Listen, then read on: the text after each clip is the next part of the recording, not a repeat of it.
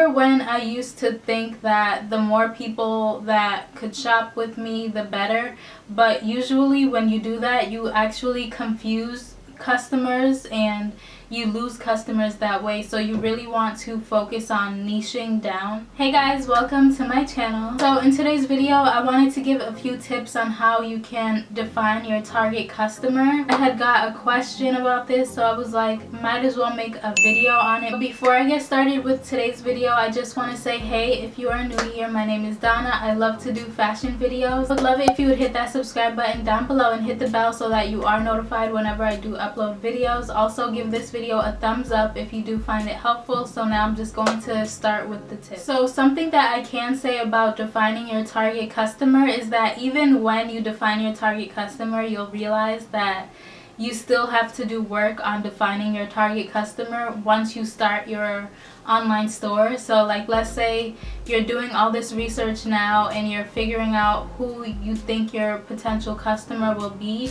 Once you start your business, you'll see that there are different people that you didn't expect to be your target customer, or you'll just realize that you have a different target customer than you predicted. And I actually do think that this is pretty common, but when it comes to defining your target customer, there are of course specific things that you want to focus on, and you do want to narrow things down. And narrowing things down is really a very important step, especially if you are planning on using ads and stuff like that.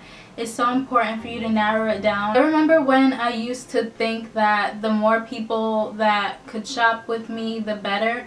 But usually when you do that, you actually confuse customers and you lose customers that way. So you really want to focus on niching down. So I also do want to add, I did go to FIT. If you are an FIT student or if you graduated from FIT like I did, comment down below, because I know that this is something that they would teach us all the time. So some important things to consider are like age, gender, their geographic location, their education level, and sometimes that could indicate like their income level. That's also important because you want to make sure that they could actually afford what you have. So it kind of tells you if they are willing and able to spend on your business, whatever the service is that you're offering. And then to kind of go a little deeper, you could also create like something that's called like a customer profile. Basically what your customer is, who your customer is, like their lifestyle and how it relates to the product or services that you are offering.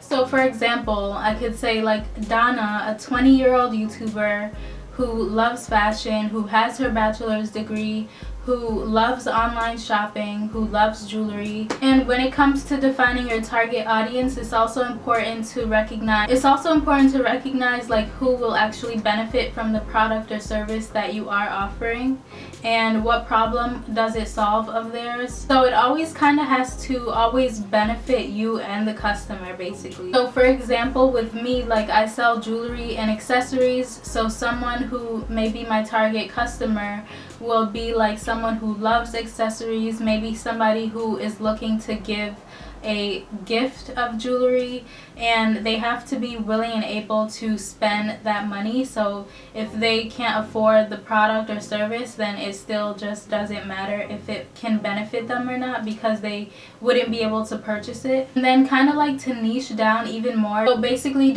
depending on your price point for your store, you could say that your customer is a high income earner in New York City or the United States, to even narrow it down, because I know a lot of people, when they start businesses, especially online, they don't do international shipping just yet. So you get to focus on the geographic location that the customer would be located in and try to niche down.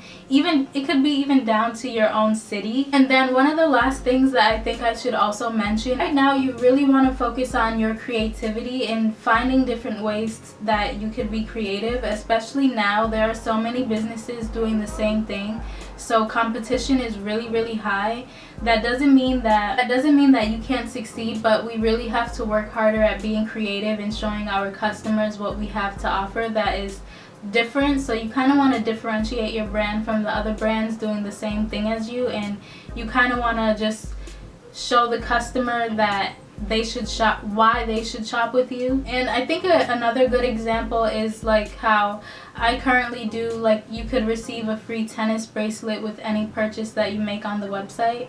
So if you're not offering something like free shipping or like a discount code or something like that, then you could offer like a free product or a free service, and it could just be like a one-time thing too. And though social media is like a really good tool, I'm also trying to focus on how I could reach customers beyond social media now. I really still think that social media is a really great tool to use to grow your business, especially now. Like, you could reach so many different people from all different places. Like, recently I decided to start a TikTok account for my online store because I'm like, why not? Like, I use TikTok anyways for my own personal use. I don't really post, but I go on there. So I was like, why not just create a TikTok account for my business? And a lot of the things that I post on Instagram and Twitter and stuff, I could also just post it on TikTok, and that's a great way to get people engaged and to bring awareness about the product that I have. I hope that this video was helpful today. I really feel like I probably could have touched on a lot more things because a lot really goes into defining your target customer, but these are honestly the main things that you should really focus on in the beginning. Once you have your business, after a while you'll be able to see exactly who your target customer truly is.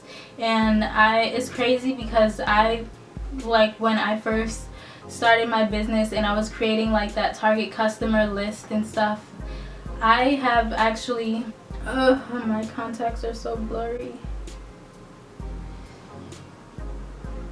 I definitely realized my target customer is way beyond what I realized my target customer was. And they do say that you just have to be in the industry and in the market to really understand who your target customer is, and then you could just make the adjustments as you go. So I hope this video helped you. Thank you guys so much for watching.